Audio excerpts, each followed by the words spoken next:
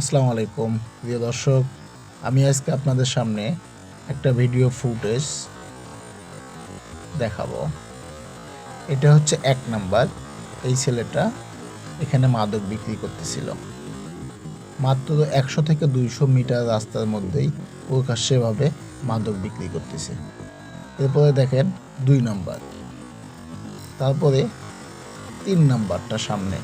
ওই যে একটা ছেলে দেখা যাচ্ছে, ওই যে প্রাইভেট কারটার পিছনে, ওই হচ্ছে ৩ নাম্বার। তারপরে আরেকটা আছে দেখেন, আরেকটু সামনে এই যে ৪ নাম্বার।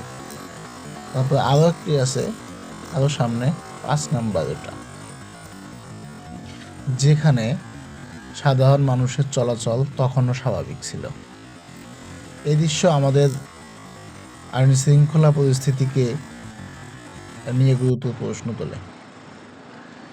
সংশ্লিষ্ট কর্তৃপক্ষের দৃষ্টি আকর্ষণ করছি দ্রুত ব্যবস্থা নেওয়ার জন্য। আমরা নিরাপদ শহর চাই।